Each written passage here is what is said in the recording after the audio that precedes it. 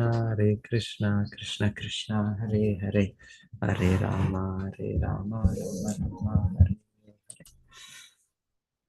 So ಇಲ್ಲಿ ನಾವು ಈ ವೇದನ ಕಥೆ ಮುಂದುವರಿಸ್ತಾ ಇದ್ದೇವೆ. ಇಲ್ಲಿ ಈ ವೇನ ಮಹಾರಾಜನನ್ನು ಇವರೇ ಋಷಿಮುನಿಗಳೇ ರಾಜನಾಗಿ ಮಾಡಿದ್ದು ಅಂತ ನಾವು ಕೇಳಿದ್ವಿ. ವೇನ ಮಹಾರಾಜರು ಅವನಿಗೆ ಅರ್ಹತೆ ಇರಲಿಲ್ಲ. ವೇನನು ಚಿಕ್ಕ ಮಗುವಿಂದನೇ ಅವರು ಕ್ರೂರಿ, ದುಷ್ಟ ಕ್ರೂರಿ ಅಂತ ಕೇಳಿದ್ವಿ. ಆದರೆ ಆ ಸನ್ನಿವೇಶ ಆಗಿದ್ದದ್ದು ಯಾರು ಇಲ್ಲ ಅಧಿಕಾರದಲ್ಲಿ. ಅವರ ತಂದೆ ಅಂಗ ಮಹಾರಾಜರು ಅವರು ಮಗನನ್ನು ಬದಲು ಮಾಡಕ್ಕಾಗ್ಲಿಲ್ಲ, ತಿದ್ದಲಿಕ್ಕಾಗ್ಲಿಲ್ಲ. ಸೊ ಅವರು ನನ್ನ ಆಧ್ಯಾತ್ಮಿಕ ಜೀವನವನ್ನ ಪರಿಪೂರ್ಣ ಮಾಡ್ಕೊಂಡು ಹೋಗ್ಬಿಟ್ರು.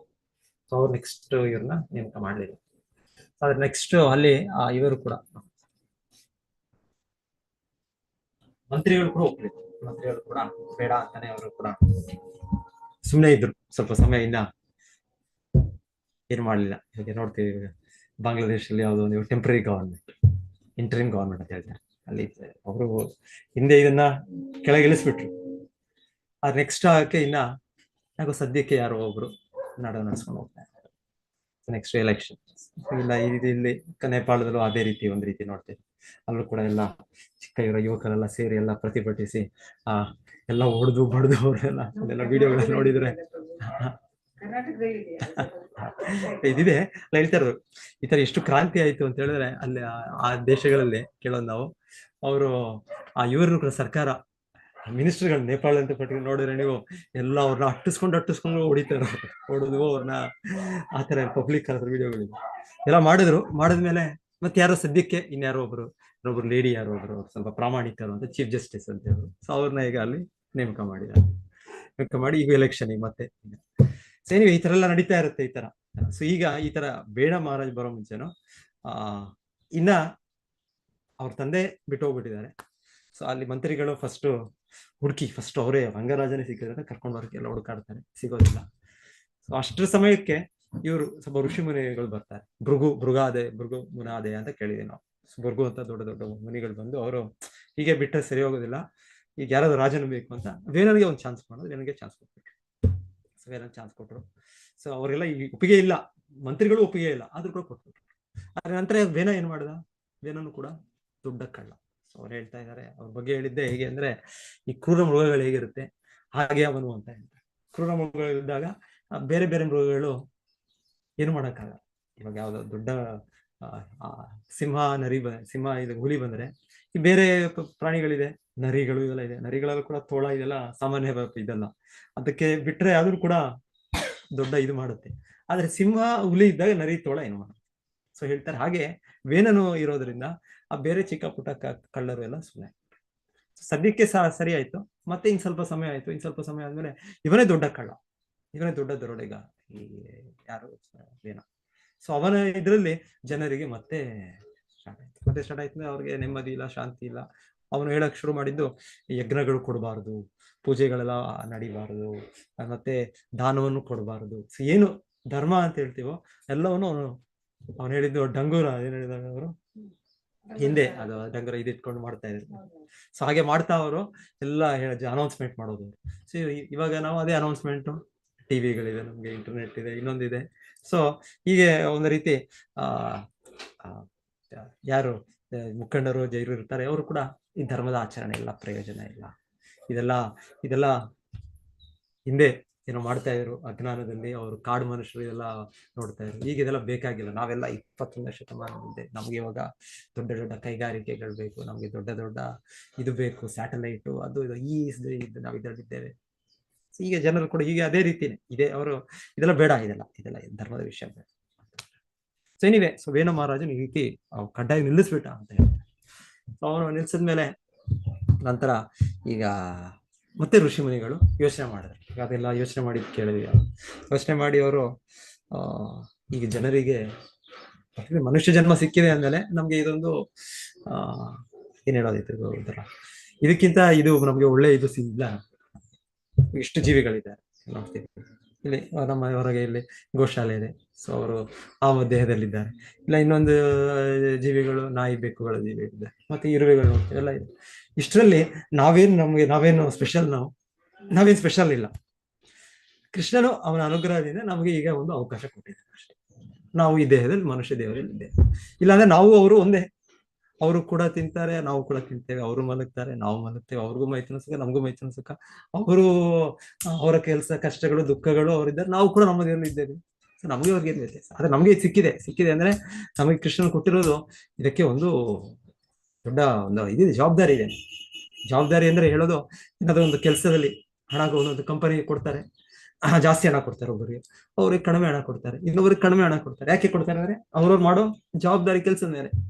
ಒಬ್ರು ಸೆಕ್ಯೂರಿಟಿ ಕೆಲಸ ಮಾಡ್ತಾರೆ, ಇನ್ನೊಬ್ರು ಅಲ್ಲಿ ಬಾಸ್ ಆಗಿ ಕೆಲಸ ಮಾಡ್ತಾರೆ, ಇನ್ನೊಬ್ರು ಡ್ರೈವರ್ ಕೆಲಸ ಮಾಡ್ತಾರೆ. ಎಲ್ಲರೂ ಬೇರೆ ಬೇರೆ ಅವ್ರವ್ರ ಇರುತ್ತೆ, ಎಲ್ಲರಿಗೂ ಒಂದೇ ಸಂಬಳ ಇರೋದಿಲ್ಲ.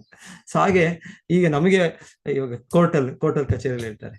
ಉಪಾಧಿ ಉದಾಹರಣೆ ಕೂಡ ಚೆನ್ನಾಗಿ ಕೊಡೋದು, ಅಲ್ಲಿ ದೊಡ್ಡ ಇವ್ರು ಇರ್ತಾರೆ, ಯಾರು ಇರ್ತಾರೆ, ಕೋರ್ಟ್ ಕಚೇರಿಯಲ್ಲಿ ಜಡ್ಜ್ ಇರ್ತಾರೆ, ಇನ್ನೊಂದಲ್ಲಿ ಟೈಪಿಸ್ಟ್ ಇರ್ತಾರೆ.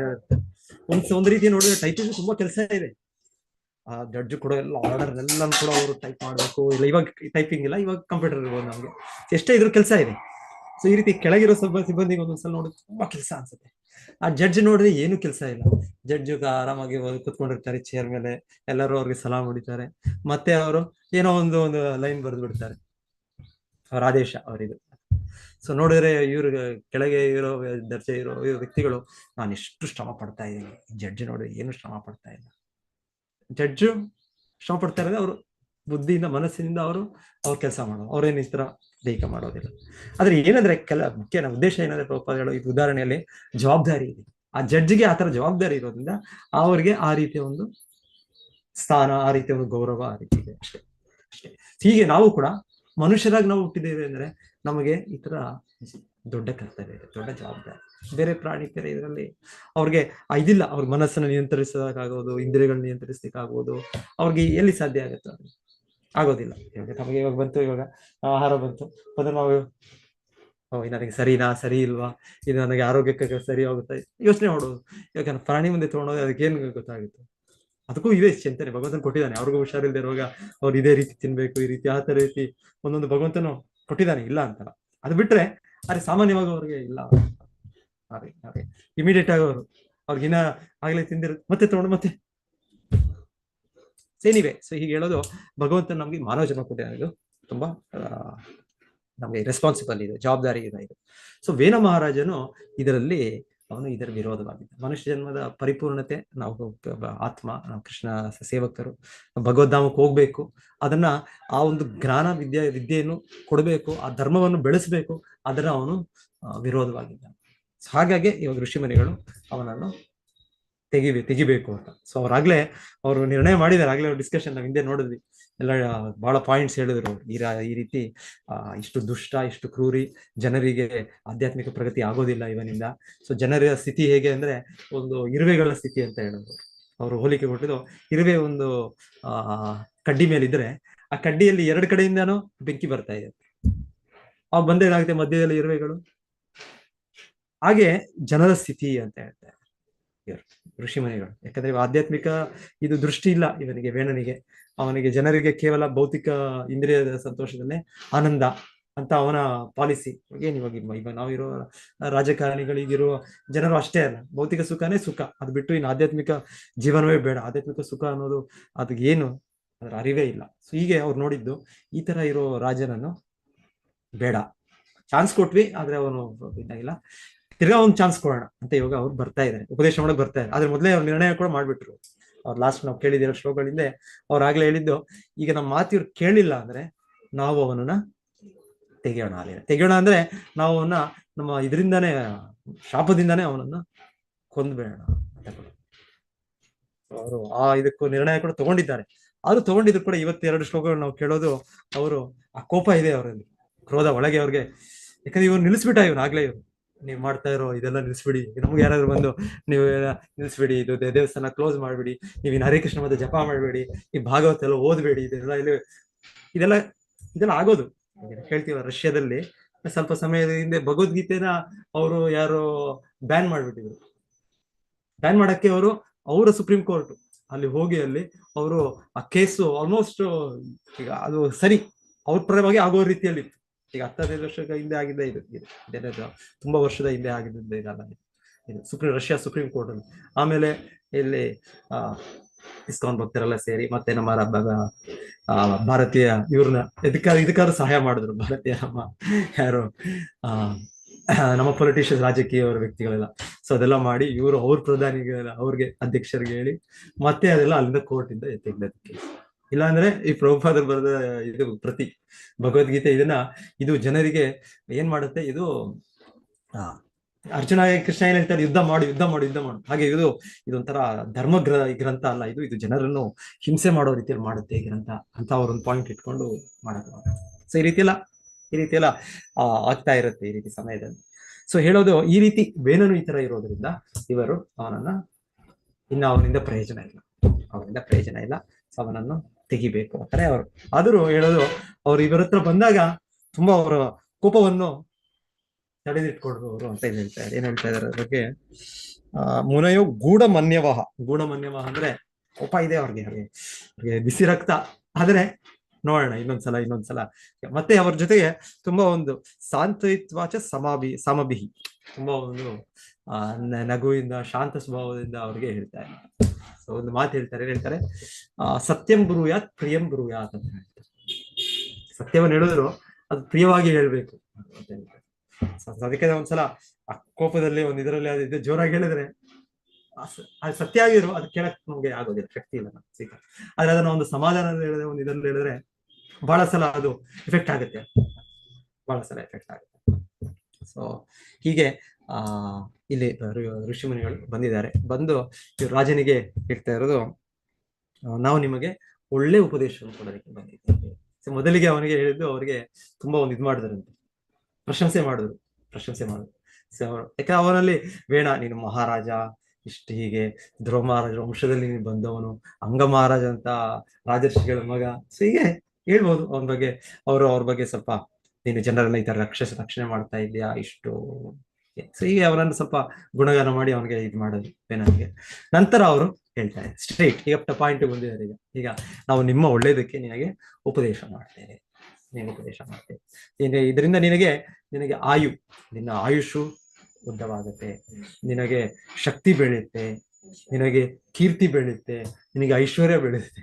ಸೊ ಅವ್ರು ಹೇಳ್ತಾ ಇದ್ರು, ಏನ್ ಬೇಕು ನಮ್ಗೆ, ಯಾರಿಗೆ ರಾಜನಿಗೂ ಏನ್ ಬೇಕು, ರಾಜನಿಗಾಗ್ಬೋದು, ಯಾರಿಗ್ ಬೇಕಾದ್ರೂ ಆಗ್ಬೋದು. ಏನ್ ಬೇಕು, ನಾವು ಯಾರಿಗೋದ್ರು ಕೇಳ್ಕೊಳ್ಳೋದು, ನಮ್ಗೆ ಜಾಸ್ತಿ ಆಯುಷ್ ಬೇಕು, ನಮ್ಗೆ ಜಾಸ್ತಿ ಐಶ್ವರ್ಯ ಬೇಕು, ನಮ್ಗೆ ಜಾಸ್ತಿ ಶಕ್ತಿ ಬೇಕು, ಕೀರ್ತಿ ಬೇಕು. ಸೊ ರಾಜನಿಗೆ ಹೇಳ್ತಾ ಇದ್ರೆ ಎಲ್ಲವೂ ನಿನಗೆ ಇರ್ಲಿ, ನಿನಗೆ ಅದೇ ನಾವ್ ಹೇಳೋ ಮಾತು ಕೇಳು, ನಿನಗೆ ಡೆಫಿನೆಟ್ಲಿ ಇದೆಲ್ಲ ಸಿಗುತ್ತೆ ನಿನಗೆ. ಆ ರೀತಿ ಅವರು ಒಳ್ಳೆ ರೀತಿಯಲ್ಲಿ ಅವರು ಪ್ರಾರಂಭ ಮಾಡ್ತಾ ಇದ್ದಾರೆ. ಆದ್ರೆ ವೇನನು ಕೇಳೋದಿಲ್ಲ. ಇಲ್ಲಿ ಕೇಳೋದು, ಇಲ್ಲಿ ಪ್ರಭುಪಾದರ ಪಾಯಿಂಟ್ ಹೇಳ್ತಾ ಇರೋದು, ಹಿಂದೆ ಹೀಗಿರ್ತಾ ಇತ್ತು, ವ್ಯವಸ್ಥೆ ಇರ್ತಾ ಇತ್ತು. ರಾಜರು ಅವರು ರಾಜ್ಯಾಧಿಪತ್ಯ ಅಂದ್ರೆ ಅವರು ಸ್ವತಂತ್ರರು ಇರ್ತಾ ಇರಲಿಲ್ಲ. ಅವರು ರಾಜರ ಮಾತನ್ನು ಕೇಳ್ತಾ, ಅವರು ಮಂತ್ರಿಗಳದ್ದು ಇದ್ರ ಋಷಿಮುನಿಗಳ ಮಾತನ್ನು ಕೇಳ್ತಾ ಇದ್ರು. ಇದು ಮುಖ್ಯವಾದದ್ದು. ಆದ್ರೆ ಈಗ ಸದ್ಯದಲ್ಲಿ ಕೇಳೋದಿಲ್ಲ. ಏನ್ ಮಾಡೋದು, ಕೇಳೋದಿಲ್ಲ. ಶಿಲ ಪ್ರಭುಪಾದರೆ ನಾವು ನೋಡ್ತೇವೆ, ಅವರಿದ್ದಾಗ್ಲೇ ಅವರು ಪ್ರಚಾರ ಎಷ್ಟು ದೊಡ್ಡದಾಗಿ ಮಾಡಿದ್ರು ಶಿಲ ಪ್ರಭುಪಾದ. ಈ ತರ ನಮಗೆ ಹರೇ ಕೃಷ್ಣ ಮಂತ್ರದ ಇದನ್ನು ಮಹತ್ವವನ್ನು ತಿಳಿಸಿದ್ದಾರೆ, ಕೃಷ್ಣನ ಪರಮಪುರುಷ ಅಂತ ನಮಗೆ ಕೃಷ್ಣನ ಭಕ್ತರಾಗ್ಲಿ ಒಂದು ಅವಕಾಶ ಕೊಟ್ಟಿದ್ದಾರೆ. ಪ್ರಭುಪಾದ ಎಲ್ಲ ಮಾಡೋದು. ಇದು ಮಾಡೋ ಮುಂಚೆ ಪ್ರಭುಪಾದರು ಮೊದಲಿಗೆ ಯೋಚನೆ ಮಾಡಿದ್ದು, ನಾನ್ ಮಾಡೋ ಬದಲು ಆಗ್ಲೇ ರಾಜಕಾರಣಿಗಳಿದ್ದಾರೆ, ಅವ್ರು ಮಾಡ್ಬೋದಲ್ಲ ಅಂತ ಗಾಂಧೀಜಿ ಪ್ರಭುಪಾದ ಒಂದು ಸಲ 2 ಸಲ ಎಷ್ಟು ಬಹಳ ಪತ್ರಗಳು ನಮಗೆ ಸಿಕ್ಕಿರೋದು. ಕೆಲವು ಪತ್ರಗಳು ಪ್ರಭುಪಾದರು ಗಾಂಧಿ ಜೊತೆ ಬರ್ದಿರೋದು 2-3 ಪತ್ರಗಳು. ಆದ್ರೆ ಪ್ರಭುಪಾದ ಇದಕ್ಕಿಂತ ಹೆಚ್ಚು ಪತ್ರಗಳು ಬರ್ದಿದ್ದಾರೆ, ಬಹಳಷ್ಟು. ಅದು ಆಗ ಆ ಟೈಮಲ್ಲಿ ಪ್ರಭುಪಾದ ಕಾಪಿ ಇಟ್ಕೊಂಡಿಲ್ಲ ಅಷ್ಟೇ, ಅದಕ್ಕೆ ನಮ್ಗಿಲ್ಲ. ಸೊ ಒಂದೆಲ್ಲ ಪತ್ರ ಬರೀತಾರೆ, ನಾನು ಎಷ್ಟೋ ಪತ್ರಗಳು ಬರದೆ, ಬಹುಶಃ ನಿಮಗೆ ಆ ಪತ್ರಗಳೆಲ್ಲ ಸೇರ್ಲಿಲ್ವೋ ಏನೋ, ನಿಮ್ಮ ಆಪ್ತರು ನಿಮ್ಮ ಸಹಾಯಕರು ಅದನ್ನ ಮುಟ್ಟಿಸಿದ್ರೋ ಇಲ್ವೋ, ಸೆಕ್ರೆಟರಿಗಳಿರ್ತಾರೆ, ಇನ್ನೊಬ್ರು ಇರ್ತಾರೆ, ಅವರು ಕೊಡ್ಬೇಕಲ್ಲ, ಅವರು ಇವ್ರು ಬರೆದ್ರು. ಸೊ ಕೊನೆಗೆ ಆದ್ರೂ ಕೂಡ ಪ್ರಭುಪಾದ ಲಾಸ್ಟ್ ಒಂದು ಪತ್ರ ನಮ್ಮ ಹತ್ರ ಅದು ಇದೆ. ಅದ್ರ ಪ್ರಭುಪಾದರು ಈಗಲಾದ್ರೂ ಸಮಯ ಮಿಂಚಿಲ್ಲ, ಈಗಾದ್ರೂ ಭಾರತಕ್ಕೆ ಸ್ವತಂತ್ರ ಸಿಕ್ಬಿಟ್ಟಿದೆ.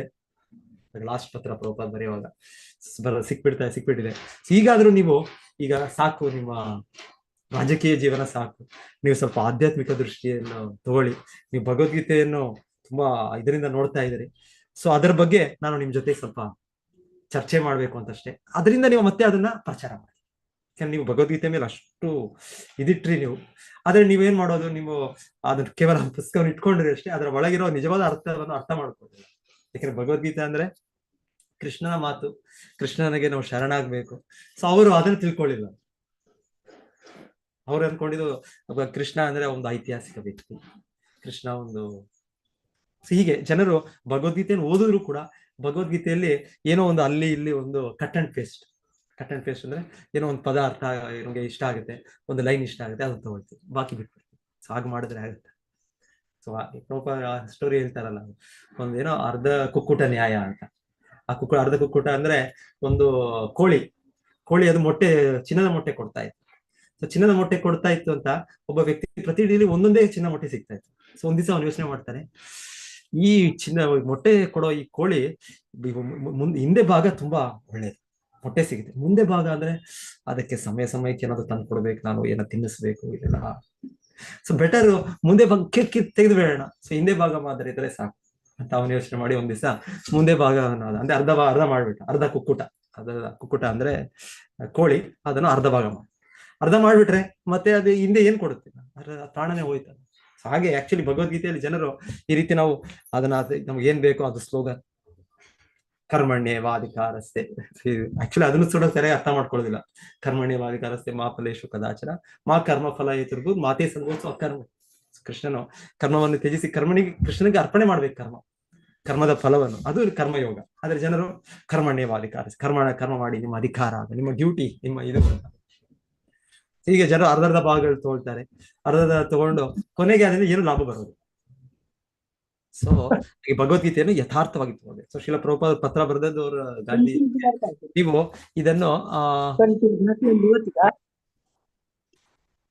ನೀವು ಇದನ್ನು ಸರಿಯಾಗಿ ಅರ್ಥ ಮಾಡ್ಕೊಳ್ಳಿ, ಸರಿಯಾಗಿ ಭಗವದ್ಗೀತೆಯನ್ನು ಅರ್ಥ ಮಾಡ್ಕೊಂಡು ನೀವು ಗಳಿಸಿದ ಕೀರ್ತಿಯಿಂದ ಜನರು ನಿಮ್ಮನ್ನು ಸ್ವೀಕರಿಸ್ತಾರೆ. ಸೊ ನೀವು ಪ್ರಚಾರ. ಸೊ ಪ್ರಭುಪಾದರಿಗೆ ಏನೋ ನಾನೇ ಪ್ರಚಾರ ಮಾಡ್ಬೇಕು, ನನಗೆ ಹೆಸರು ಜೈ ಪ್ರಭುಪಾದ, ಆ ಪ್ರಭುಪಾದ ಹೇಳ್ಬೇಕು ಅಂತೇನೂ ಇಲ್ಲ. ಅವರು ಜೈ ಗಾಂಧೀಜಿ ಅಂತ ಆಗ್ಲೇ ಹೇಳ್ತಾ ಇದ್ರು ಜನರು. ಸೊ ಪ್ರಭುಪಾದ ಹೇಳಿದ್ರೆ ಈಗ ಮುಂದುವರಿಲಿ, ತೊಂದರೆ ಇಲ್ಲ. ಆದ್ರೆ ಈ ಭಗವದ್ಗೀತೆಯನ್ನು ಯಥಾರ್ಥವಾಗಿ ಜನರಿಗೆ ತಿಳಿಸಿ. ಏನಿವೆ ಅವ್ರು ಕೇಳಲಿಲ್ಲ. ಸೊ ಹಾಗೆ ರಾಜಕಾರಣಿಗಳು ಭಾರತದಲ್ಲಿ ಯಾರು ಕೂಡ ಕೇಳಲಿಲ್ಲ. ಪ್ರಭುಪಾದರು ಎಷ್ಟು ಪತ್ರಗಳಿದೆ ಸಾರಿ ಎಲ್ಲ ಬರ್ದಾಗ ಯಾರು ಕೂಡ ಕೇಳಿಲ್ಲ. ಆಮೇಲೆ ಒಂದು ಸಲ ಹೇಳ್ಬೇಕು ಅಂದ್ರೆ ಪಾಶ್ಚಾತ್ಯ ದೇಶದಲ್ಲಿ ಪ್ರಚಾರ ಮಾಡೋವಾಗ್ಲೂ ಕೂಡ ಪ್ರಭುಪಾದರು ಯಾವಾಗ ಅವಕಾಶ ಸಿಗುತ್ತೆ ಇವ್ ರಾಜಕಾರಣಿಗಳಿಗೆ ಇಲ್ಲ ಅವರ ಒಂದು ಪ್ರತಿನಿಧಿಗಳು ಅವ್ರಿಗೆ ಮನವರಿಕೆ ಕೊಡೋ ಪ್ರಯತ್ನ ಮಾಡ್ತಾರೆ. ಸೊ ಒಂದು ಹೇಳ್ತಿರೋದು ಯಾವ್ದೋ ಒಂದು ಕೇಳ್ತೀವಲ್ಲ, ಒಂದು ಇದರಲ್ಲಿ ಈ ತರ ಯಾರೋ crime why what and what to do ಅಂತ ಆತ್ಮಸಾಕ್ಷಾತ್ಕಾರ ವಿಜ್ಞಾನ ಪುಸ್ತಕ ನೀವು ಹೋದ್ರೆ ಇರುತ್ತೆ. ಅದ್ರಲ್ಲಿ ಒಂದು ಪ್ರಭುಪಾದರು ಯಾರೋ ಈ ತರ ಸರ್ಕಾರದ ಕಡೆಯಿಂದ ಒಬ್ಬರು ಸೆಕ್ರೆಟರಿ ಯಾರೋ ಒಬ್ಬರು ಬಂದಿರೋದು ಅಂತ ಭೇಟಿ ಮಾಡಿ ಅವ್ರು ಬಂದು ಪ್ರಭುಪಾದ ಕೇಳ್ತಾರೆ, ಈ ತರ ತುಂಬಾ ಇದಿದೆ ಸಮಾಜದಲ್ಲಿ, ಈ ತರ ಕಷ್ಟಗಳು, ಈ ತರ ಮೋಸ ವಂಚನೆ ಇದು ಎಲ್ಲ ನಡೀತಾ ಇದೆ, ಈ ಕ್ರೈಮ್ ಇಲ್ಲ ಈ ತರ ಕೊಲೆ ಇದೆಲ್ಲ ನಡೀತಾ ಇದೆ, ಇದಕ್ಕೆಲ್ಲ ಏನ್ ಮಾಡೋದು, ಇದಕ್ಕೆ ಯಾಕಾಗುತ್ತೆ, ಏನ್ ಪರಿಹಾರ, ಏನ್ ಮಾಡ್ಬೇಕು? ಅದೊಂದು ಇದೆ ಚೆನ್ನಾಗಿದೆ. ಸೊ ಅಲ್ಲಿ ಪ್ರಭುಪಾದ ಕಡೆ ಬರೀತಾರೆ, ನಮ್ಗೆ ಅವಕಾಶ ಕೊಡಿ, ಸೊ ನಾವು ನಿಮ್ಮ ಎಲ್ಲ ಇದನ್ನು ಸುಧಾರಣೆ ಮಾಡ್ತೇವೆ. ಅವಕಾಶ ಕೊಡಿ ಅಂದ್ರೆ ನಮ್ಗೆ ಅವಕಾಶ ಬೇಕು ಅಂದ್ರೆ ಒಂದು ಸ್ಥಳ ಬೇಕು, ಮತ್ತೆ ಆರ್ಥಿಕ ಒಂದು ಬೆಂಬಲ ಬೇಕು, ಇನ್ನೊಂದು ನಿಮ್ಮ ಒಂದು ಅನುಮತಿ ಪರ್ಮಿಷನ್ಸ್ ಬೇಕು, ಈ ತರ ಮಾಡ್ಕೊಡಿ. ನಾವು ನಿಮ್ಮ ಏನು ನಿಮ್ಮ ಅವ್ಯವಸ್ಥೆ ಇದೆ, ಸಮಾಜದ ಅವ್ಯವಸ್ಥೆ, ಅದನ್ನೆಲ್ಲ ನಾವು ಪರಿಹಾರ ಸಿಗುತ್ತೆ. ಆಗ್ಲೇ ಮಾಡ್ತಾ ಇದ್ದೀವಿ, ನಾವು ಮಾಡ್ತಾ ಇಲ್ಲ ಅಂತ ಶಿಲ ಪ್ರಭುಪಾದರು ಹೇಳ್ತಾರೆ. ನಾವು ಆಗ್ಲೇ ಮಾಡ್ತಾ ಇದ್ದೀವಿ. ನಮ್ಮ ಕೇಂದ್ರಗಳಿಂದ ಪ್ರಭುಪಾದರು ಅವ್ರ ಶಿಷ್ಯರನ್ನ ಕಳಿಸಿ ಅವರು ಪ್ರಭುಪಾದರು ಒಂದು ಕಡೆ ಶುರು ಮಾಡೋದು ನ್ಯೂಯಾರ್ಕ್ ನಲ್ಲಿ, ಮತ್ತೆ ಅವ್ರ ಶಿಷ್ಯರು ಹೋಗಿ ಸ್ಯಾನ್ ಫ್ರಾನ್ಸಿಸ್ಕೋ, ಎಷ್ಟು ಪ್ರಭುಪಾದರು ಇರೋ ಸಮಯದಲ್ಲಿ ಅಮೆರಿಕದಲ್ಲಿ ಆ ದೇಶದಲ್ಲಿ ಆಗ್ಲೇ 40-50 ಕೇಂದ್ರಗಳು, 108 ದೇವಾಲಯಗಳು ಪ್ರಭುಪಾದರು ಮಾಡಿದ್ದು. ಅದು ಮುಖ್ಯ 50ಕ್ಕೂ ಹೆಚ್ಚು ಅದೇ ದೇಶದಲ್ಲಿ. ಸೊ ಆ ದೇಶದಲ್ಲಿ ಪ್ರಭುಪಾದರು ಮಾತಾಡುವಾಗ ಹೇಳೋದು, ನಾವು ಆಗ್ಲೇ ಮಾಡ್ತಾ ಇದ್ದೇವೆ, ಆದ್ರೆ ನಾವು ಮಾಡ್ತಾ ಇರೋದು ತುಂಬಾ ಒಂದು ಚಿಕ್ಕ ರೀತಿಯಲ್ಲಿ ಮಾಡ್ತೇವೆ, ನೀವು ಸಹಾಯ ಮಾಡಿದ್ರೆ ನಾವು ದೊಡ್ಡ ರೀತಿಯಲ್ಲಿ ಮಾಡುದು. ನಮ್ಮ ಉದಾಹರಣೆ ಕೊಡ್ತಾರೆ ಪ್ರಭುಪಾದ, ಒಳ್ಳೆ ಉದಾಹರಣೆ ಕೊಡ್ತಾರೆ. ಹೇಗೆ ಅಂದ್ರೆ ಒಬ್ಬರು ವೈದ್ಯರಿದ್ದಾರೆ, ಡಾಕ್ಟರ್. ಸೊ ಡಾಕ್ಟರ್ ಅವ್ರು ಹೋಗ್ತಾರೆ, ಹೋಗಿ ಏನು ಕೊಡ್ತಾರೆ, ಜನರ ಏನು ಕಷ್ಟ ಇದೆ, ಏನೋ ಕಾಯಿಲೆಗಳೇ ಮದ್ದು ಕೊಡ್ತಾರೆ. ಅವರು ಹಾಗೆ ನಾನು ಕೂಡ ಪ್ರಭುಪಾದರು ಒಂದು ವೈದ್ಯರು, ನಮಗೆ ಆಧ್ಯಾತ್ಮಿಕವಾಗಿ ನಮ್ಗೆ ಮಾರ್ಗದರ್ಶನ ಕೊಡ್ತಾ ಇದ್ದಾರೆ. ಸೊ ಹೇಳ್ತಾರೆ, ನಾನು ಮಾಡ್ತಾ ಇದ್ದೇನೆ, ಆದ್ರೆ ನಾವು ಚಿಕ್ಕ ವೈದ್ಯ ಇದ್ದಾಗೆ, ನನ್ನ ಶಕ್ತಿ ಇದ್ದಾಗೆ ನಾನು ಹೋಗ್ತೇನೆ, ಸೊ ಜನರಿಗೆ ಕನ್ಸಲ್ಟೇಷನ್ ಕೊಡ್ತೇನೆ, ಇನ್ನೊಂದು ಮಾಡ್ತೇನೆ ಬರ್ತೇನೆ. ಆದ್ರೆ ಸರ್ಕಾರ ಏನೋ ಸಹಾಯ ಮಾಡಿದ್ರೆ ಸರ್ಕಾರ ದೊಡ್ಡ ಆಸ್ಪತ್ರೆ ಏನು ಮಾಡ್ಬೋದು, ದೊಡ್ಡ ಇದು ವ್ಯವಸ್ಥೆ ಮಾಡ್ಬೋದು, ಹಾಗೆ ಎಲ್ಲ ಒಂದು ಡಾಕ್ಟರ್ಗೆ ಆ ನರ್ಸ್ಗಳು ಇದು ಏನೇನ್ ಬೇಕು ಎಲ್ಲ ಗಿಡ ಮಾಡ್ಕೊಡ್ಬೋದು. ಅವಾಗ ದೊಡ್ಡದ ರೀತಿಯಲ್ಲಿ ಮಾಡ್ಬೋದು. ಇಲ್ಲ ಅಂದ್ರೆ ಒಂದು ಚಿಕ್ಕ ಇದರಲ್ಲೂ ಒಂದು ವೈದ್ಯರಾದರೂ ಅದೆಲ್ಲ ಒಂದು ಚಿಕ್ಕ ಒಂದು ಇದು ಕ್ಲಿನಿಕ್ ಓಪನ್ ಮಾಡಿ ಕೂಡ ಮಾಡ್ಬೋದು. ಸೊ ಹಾಗೆ ನಾನು ಮಾಡ್ತಾ ಇದ್ದೀನಿ. ಸೊ ನೀವು ಸಹಾಯ ಮಾಡಿ. ಸೊ ಎನಿವೆ, ಸೊ ಇಲ್ಲಿ ಪ್ರಭುಪಾದರು ನಮಗೆ ಇನ್ನೊಂದು ಪಾಯಿಂಟ್ ಹೇಳ್ತಾ ಇರೋದು ಇಲ್ಲಿ ಕಲಿಯುಗದಲ್ಲಿ ಈ ತರ ಯಾರು ಕೇಳೋದಿಲ್ಲ. ಕಲಿಯುಗದಲ್ಲಿ ಸಾಧು ಪುರುಷರು ಹೇಳೋ ಮಾತನ್ನು ಕೇಳೋದಿಲ್ಲ. ಅಲ್ಲಿ ಸಾಧು ಪುರುಷ ಅಂದ್ರೆ ಯಾರು ಸಾಧು ಪುರುಷ ಅಂದ್ರೆ? ಭೌತಿಕ ಆಸೆಗಳನ್ನೆಲ್ಲ ಇಲ್ಲಿ ಮಾತಾಜಿ ಹೇಳ್ತಾ ಇದಾರೆ, ಯಾರು ದೇವರಿಗೆ ಹತ್ತಿರ ಆಗಿರ್ತಾರೆ ಅವರು ಸಾಧು ಪುರುಷ. ಕರೆಕ್ಟ್, ಅದು ತಪ್ಪಲ್ಲ, ಕರೆಕ್ಟ್. ಇನ್ನೇ ಪುರುಷ ಅಂದ್ರೆ ಪ್ರಭುಪಾದರು ಬೆಸ್ಟ್ ಉದಾಹರಣೆ. ಹೌದು, ಬೆಸ್ಟ್ ಉದಾಹರಣೆ. ಓಕೆ, ಆದ್ರೆ ಏನು ಇಲ್ಲ ಅಂದ್ರೆ ಸಾಧು ಅಂದ್ರೆ ಏನು?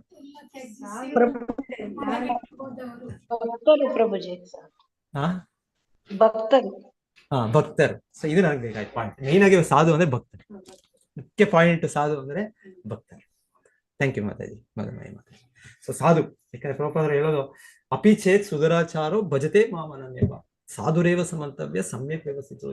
ಸೊ ಕೃಷ್ಣ ಗೀತೆಯಲ್ಲಿ ಒಂದು ರೀತಿ ಹೇಳೋದು, ಒಬ್ಬ ವ್ಯಕ್ತಿ ಕೃಷ್ಣ ಭಕ್ತನು ಸ್ವಲ್ಪ ಅಷ್ಟು ಉತ್ಕೃಷ್ಟ ಮಟ್ಟದಲ್ಲಿ ಒಮ್ಮೆ ಸ್ವಲ್ಪ ಇದಾದ್ರೂ ಕೂಡ ಅವನು ಸಾಧು ಅಂತ ಪರಿಗಣಿಸಬೇಕು ಅಂತ ಕೃಷ್ಣ ಪ್ರಭುಪಾದರು ಆ ರೀತಿ ಹೇಳೋದು. ಸಾಧು ಅಂದ್ರೆ ಮುಖ್ಯ ಅದರ ಅರ್ಥ ಏನಂದ್ರೆ ಕೃಷ್ಣ ಭಕ್ತನು ಸಾಧು. ಬೇರೆ ಕಡೆ ಸಾಧುಗಳು ಒಂದು ರೀತಿ ಸಾಧು ಅಂತ ಅಲ್ಲ.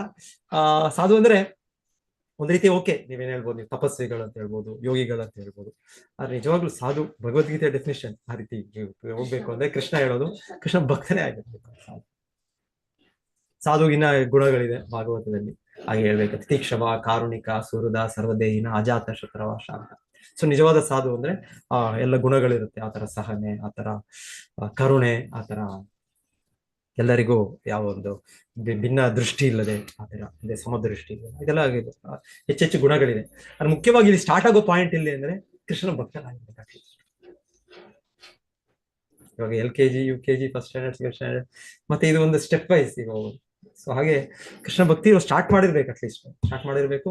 ಮತ್ತೆ ಅವ್ರು ಜಪ ಮಾಡ್ಬೇಕು. ಕಲಿಯುಗದಲ್ಲಿ ಕೃಷ್ಣ ಭಕ್ತರು ಅಂದ್ರೆ ಕೃಷ್ಣವನ್ನು ಜಪ ಮಾಡೋದ್ರಿಂದ ಅವರು ಆ ಭಕ್ತಿಯಲ್ಲಿ ಮುಂದುವರಿಸ್ಕೊಂಡು ಹೋಗ್ಬೋದು. ಇಲ್ಲಾಂದ್ರೆ ಎಲ್ಲ ಸಂಶಯಗಳೇ ಬರುತ್ತೆ. ಕೃಷ್ಣನ ಕಲಿಯುಗದಲ್ಲಿ ನಮಗೆ ಅಷ್ಟು ಸುಲಭ ರೀತಿಯಲ್ಲಿ ಅವನ ಭಕ್ತಿ ಮಾಡೋದಕ್ಕೆ, ಅವನ ಮೇಲೆ ನಂಬಿಕೆ ಬೆಳೆಸಲಿಕ್ಕೆ, ಮತ್ತೆ ಅವನ ಆಶ್ರಯಿಸಲಿಕ್ಕೆ ಇದು ಕೊಟ್ಟಿರೋದು.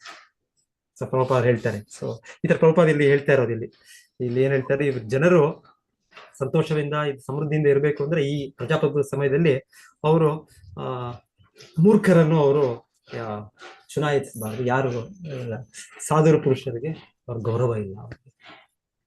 ಜನರಿಗೆ ಅವರು ಕೂಡ ಸಾಧುಗಳಾಗೇ ಇರ್ಬೇಕು. ನೆಕ್ಸ್ಟ್ ಶ್ಲೋಕ ಬರುತ್ತೆ, ಅವರು ಕೂಡ ಸಾಧುಗಳಾಗಿರ್ಬೇಕು. ಹಿಂದೆ ರಾಜರ್ಷಿಗಳು ಇರ್ತಾ ಇದ್ರು. ಸೊ ಅವರು ಕೂಡ ಭಕ್ತಿ ಮಾಡ್ತಾ ಇರ್ಬೇಕು. ಅವರು ಇಲ್ಲ ಅವ್ರಿಗೆ ಗೊತ್ತಿಲ್ಲ ಸಾಧುಗಳಂದ್ರೆ ಯಾರು, ಕೃಷ್ಣ ಭಕ್ತರಂದ್ರೆ ಯಾರು, ಏನ್ ಹರೇ ಕೃಷ್ಣ ಜಪಿಸೋದ್ರೆ ಏನು, ಭಗವದ್ಗೀತೆ ಓದೋದಂದ್ರೆ ಅದು ತಿಳಿದೇ ಇದ್ರೆ ಏನ್ ಪ್ರಯೋಜನ.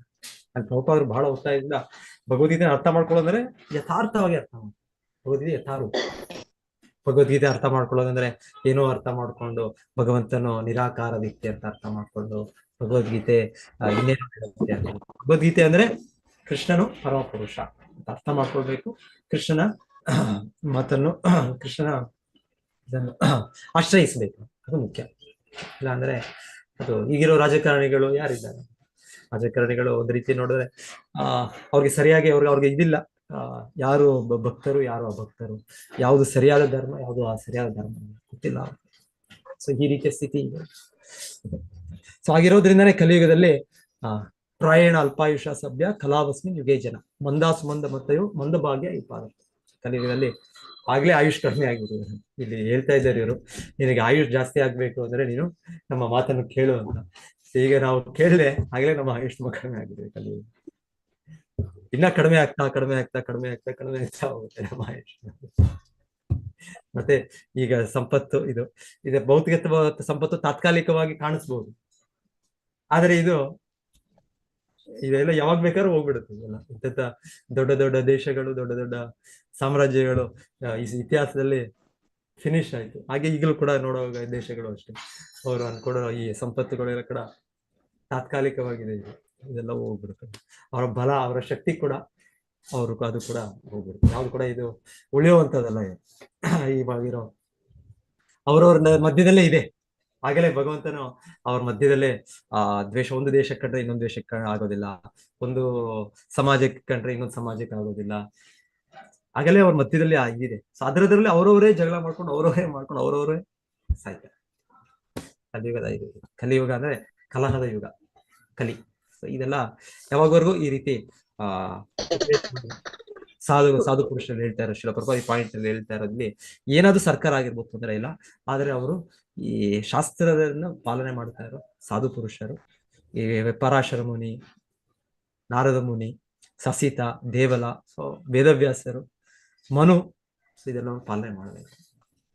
ಸೊ ಮನುಸ್ಮೃತಿ ಇದೆ. ಸೊ ಮನುಸ್ಮೃತಿ ಕೂಡ ನಮಗೆ ತುಂಬಾ ಮುಖ್ಯ. ಮನು ಅವ್ರು ಕೊಟ್ಟಿರೋ ಇದು, ಆದ್ರೆ ಹೇಳ್ತಾರೆ ಇವಾಗ ರಾಜಕಾರಣಿಗಳು ಮನು ಇದನ್ನು ಬಿಟ್ಬಿಡಿ, ಇದೆಲ್ಲ ಇದೆ. ಇದೆಲ್ಲ ಇವತ್ತೆ ಈ ತರ ಪ್ರಚಾರ ಎಲ್ಲ ಇದೆ, ಅದೆಲ್ಲ ಕೇಳ್ಬಾರ್ದು, ಅದರ ಇರೋ ಇದನ್ನು ಮಾಡಬಾರ್ದು, ನಾವು ಅದನ್ನ ಒಪ್ಪೋದಿಲ್ಲ. ನಾವು ಭಾರತದಲ್ಲಿ ಇದೆಲ್ಲ ಇದೆ.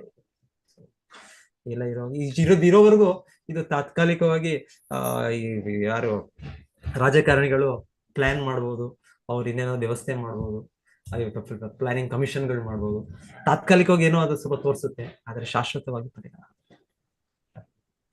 ಪರಿಹಾರ ಒಂದೇ, ಕೃಷ್ಣ ಪ್ರಜ್ಞೆಯನ್ನ ಅವರು ಪ್ರತಿಯೊಬ್ಬರು ವೈಯಕ್ತಿಕವಾಗಿ, ಸಾಮಾಜಿಕವಾಗಿ ಪಾಲನೆ ಮಾಡಿದಾಗ್ಲೇ ಅವಾಗ ನಿಜವಾದ ಸಮೃದ್ಧಿ, ನಿಜವಾದ ಶಕ್ತಿ, ನಿಜವಾದ ಆಯುಷ್ಯ ಎಲ್ಲವೂ ಕೂಡ ದೀರ್ಘಕಾಲದಲ್ಲಿ ಇಲ್ಲ. ಅಂದ್ರೆ ಇದು ಈ ರಾಜ್ಯದಿಂದ, ಈ ಪ್ರಜಾಪ್ರಭುತ್ವದಿಂದ ಇನ್ನೊಂದು, ಈ ರಾಜ ಬಿಟ್ಟು ಇನ್ನೊಬ್ಬ ರಾಜ, ಇನ್ನೊಬ್ಬ ಮಂತ್ರಿ, ಇನ್ನೊಬ್ಬ ಅಧ್ಯಕ್ಷ, ಸೊ ಇದು ನಡೀತಾನೆ ಇರುತ್ತೆ.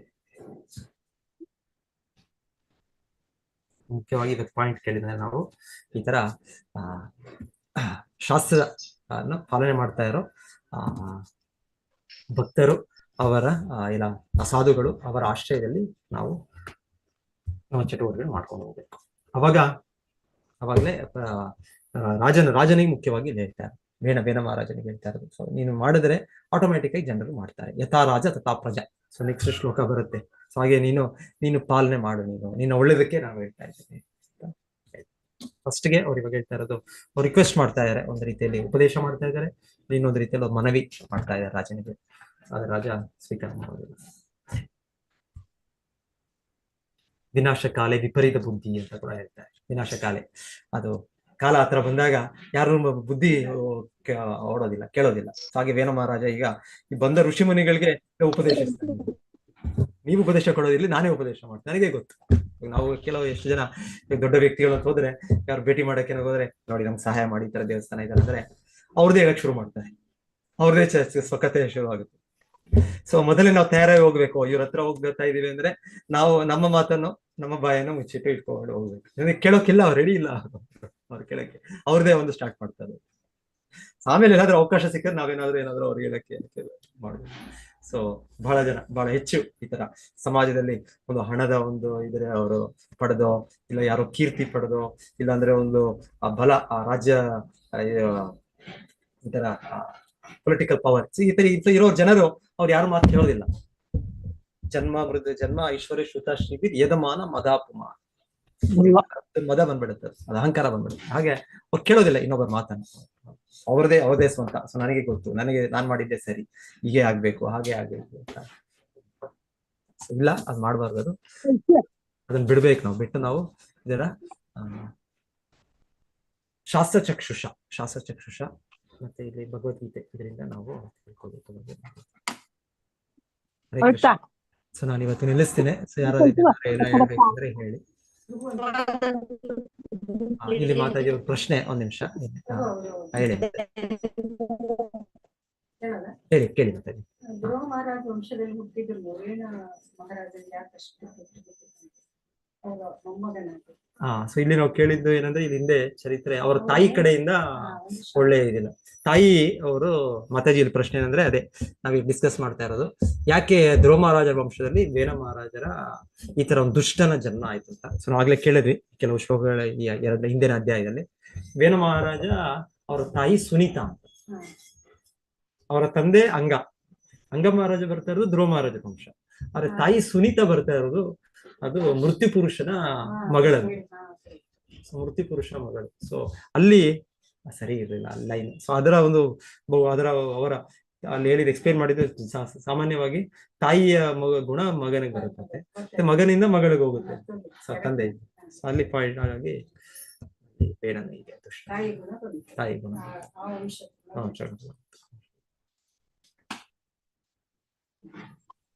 ಪ್ರಭುಜಿ, ಮೃತ್ಯು ಪುರುಷ ಅಂದ್ರೆ ಬೇರೆ, ಯಮ ರಾಜ ಬೇರೆ ಅಲ್ವಾ ಪ್ರಭುಜಿ? ಬೇರೆ ಮಾತಾಜಿ, ಬೇರೆ ಮಾತಾಜಿ. ಧರ್ಮ ದೇವತೆ ಅಂತ ಕೂಡ ಹೇಳ್ತಾರಲ್ಲ ನಮ್ಮ ಯಮರಾಜರಿಗೆ. ಅದೇ ಧರ್ಮ ದೇವತೆ ಇವರು ಅಧರ್ಮ ಒಂದ್ ರೀತಿ ಮೃತ್ಯು ಪುರುಷ ಅಂದ್ರೆ ಮೃತ್ಯು ಪುರುಷ ಅಂದ್ಕೊಂಡು ನಮ್ಗೆ ಯಮರಾಜಂದೇ ನೆನಪಾಗತ್ತೆ ಪ್ರಭುಜಿ. ಅದಕ್ಕೆ ಅವರೇ ಮೃತ್ಯು ಕೊಡೋದು, ಯಮದಂಡದಿಂದ ಅವರು ಮೃತ್ಯು ಕೊಡ್ತಾರೆ ನಮ್ಗೆ. ಹೌದು, ಹಾಗಾದ್ರೆ ಬೇರೆ ಯಮರಾಜ ಬೇರೆ ಯಮರಾಜರವರಾಗಿದ್ರೆ ಅವರು ಡೆಫಿನೆಟ್ಲಿ ಅವರು ಒಳ್ಳೆ ಇದಿರ್ತಾ ಇದ್ರು. ಸೂರ್ಯನಾಗಿರ್ತಿದ್ರು. ಸೂರ್ಯನ ಮಗ ಯಮರಾಜ. ಹೌದು, ಸೂರ್ಯನ ಮಗ ಯಮರಾಜ. ಯಮುನಾ ಅವರ ತಂಗಿ ಯಮುನಾ ದೇವಿ. ಮತ್ತೆ ವಿದುರ ಕೂಡ ಯಮರಾಜನ ದೇವತೆ. ಯಮರಾಜ, ಹೌದು, ವಿದುರ ಕೂಡ ಯಮರಾಜ. ಮೃತ್ಯು ಪುರುಷನ ಕೆಲಸ ಏನು? ಮೃತ್ಯು ಪುರುಷ ಕೆಲಸನಾ? ಕೆಲಸ ನಿಮಗೂ ನಮಗೂ ಮೃತ್ಯುವನ್ನು ಮತ್ತೆ ಕೊಡ್ತಾ ಇರೋದು ಅಷ್ಟೇ ಕೆಲಸ. ಆಕ್ಚುಲಿ ಮೃತ್ಯು ಬೇಡ ನಮಗೆ ನಾವು ಬೇಡ.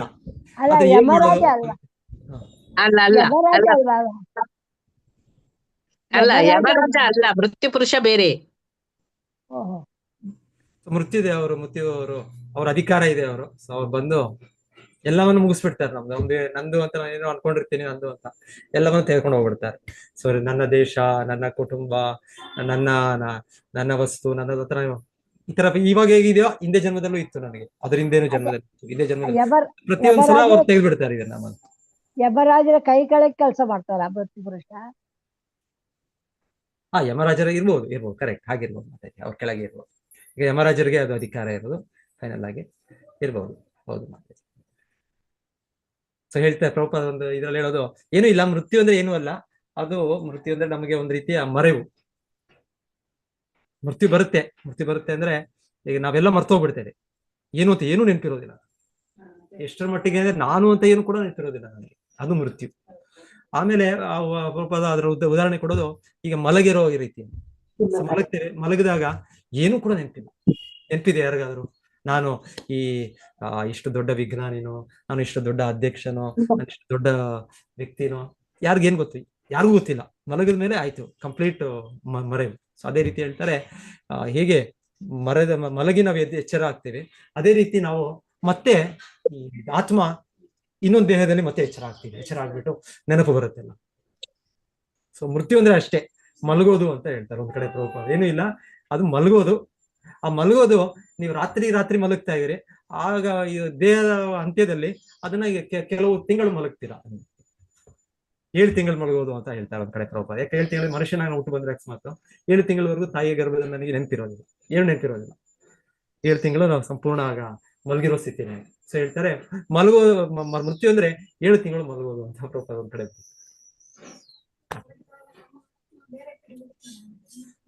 ಪ್ರಭುಜಿ ಎಲ್ಲ ಕನ್ಫ್ಯೂಷನ್ ಇಲ್ಲಿ. ಮೃತ್ಯು ಅಂದ್ರೆ ಏನು, ಯಮಧರ್ಮ ಅಂದ್ರೆ ಏನು, ಕಾಲ ಪುರುಷ, ಭಗವಂತ, ಯಾವುದು ಏನು ಒಂದು ಗೊತ್ತಾಗುದಿಲ್ಲ ಪ್ರಭುಜಿ.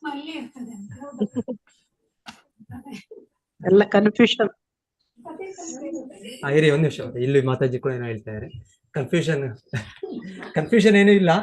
ನಾವು ಈ ಕನ್ಫ್ಯೂಷನ್ ಬೇಡ ಅಂತ ಕೃಷ್ಣ ಹತ್ರ ಹೋಗ್ಬೇಡ. ನಾವು ಏನು ಕನ್ಫ್ಯೂಷನ್ ಇಲ್ಲ, ಆ ಮೃತ್ಯುನೂ ಇಲ್ಲ, ಇಲ್ಲ ಯಮರಾಜನು ಯಾರು ಇಲ್ಲ ಅಲ್ಲಿ. ಕೃಷ್ಣ ಹತ್ರ ಎಷ್ಟು ಬೇಗ ಹೋಗ್ತೀವೋ ಇಲ್ಲಿ ಯಾರು ವ್ಯಕ್ತಿಗಳೇ ಇಲ್ಲ. ಸೀದಾ ಗೋಲೋಕಕ್ಕೆ ಹೋಗ್ಬಿಟ್ರೆ ಯಾವ್ದು ಇರಲ್ಲ ಪ್ರಭುಜಿ, ಯಾರು ಇಲ್ಲ, ಇದು ಇಲ್ಲ, ಮೃತ್ಯು ಅನ್ನೋದೇ ಇಲ್ಲ ಅಲ್ಲಿ. ಇಲ್ಲಿ ಮಾತಾಜಿ ಹೇಳ್ತಾರೆ ಅಷ್ಟು ಸುಲಭ ಇಲ್ಲ, ಕೃಷ್ಣ ಹತ್ರ ಹೋಗೋದಕ್ಕೆ ಸುಲಭ ಇಲ್ಲ, ಕಷ್ಟ ಅಂತ ಹೇಳ್ತಾರೆ. ಧರ್ಮದಲ್ಲಿ ಕೃಷ್ಣ. ಪ್ರಭುಜಿ ನೀವೆಲ್ಲ ನಮ್ಗೆ ದಾರಿ ಮಾಡಿ ಕೊಡಿ, ನಾವೊಮ್ಮೆ ಹೋಗುವ ಅಲ್ಲಿಗೆ So, ಗೋಲೋಕಕ್ಕೆ. ನಾವು ಕೂಡ ದಾರಿ ಹುಡುಕ್ತಾ ಇದ್ದೀವಿ, ಒಂದೊಂದ್ಸಲ ದಾರಿನ ತಪ್ಪಿಸ್ಕೊಂಡೆಲ್ಲ ಹೋಗ್ಬಿಡ್ತಾ ಇದ್ದೀವಿ. ಮತ್ತೆ ತಿರ್ಗಾ ಹೇಳ್ತಾ ಇರಲ್ಲ ಯಾರು ನಮ್ಮ ಪ್ರಭುಜಿ, ಜೈ ಗುರುದೇವ್ ಪ್ರಭುಪಾದ ಡಿಸೈಪಲ್ ಬಂದಾಗ, ಏನೋ ಪ್ರಭುಪಾದರ ಕೃಪೆ ಇದೆ, ಮಕ್ಕಳಿಗಿಂತ ಮೊಮ್ಮಕ್ಕಳ ಮೇಲೆ ಹೆಚ್ಚು ಕೃಪೆ ಅಂತ ಹೇಳ್ತಾ ಇರೋರು. ಮೊಮ್ಮಕ್ಕಳ ಮೇಲೆ ಅವ್ರು ಹೇಳ್ತಾ ಇದ್ದು, ಮೊಮ್ಮಕ್ಕಳ ಮೇಲೆ, ಮೊಮ್ಮಕ್ಕಳಂದ್ರೆ ತಂದೆ ಮೇಲೆ, ಅವರು ತಾತ ಮೇಲೆ, ಅವ್ರ ತಲೆ ಮೇಲೆ ನಿಂತಾರೆ, ಇನ್ನೊಂದ್ ಮಾಡ್ತಾರೆ, ಎಲ್ಲ ಮಾಡ್ತಾರೆ. ಆದ್ರೆ ಅಜ್ಜ ಅಜ್ಜಿಯರು ಅದೆಲ್ಲ ಸಹಿಸ್ಕೊಳ್ತಾರೆ. ಮತ್ತೆ ಅದು ಪ್ರೀತಿ ಇದೆ. ಹಾಗೆ ಬಹುಶಃ ಪ್ರಭುಪಾದರು ನಮ್ಮ ಮೇಲೆ ಅಪಾರ ಪ್ರೀತಿ ಇದೆ. ಮತ್ತೆ ಮತ್ತೆ ನಮ್ಗೆ ಅವಕಾಶ ಕೊಡ್ತಾ ಇದ್ದಾರೆ.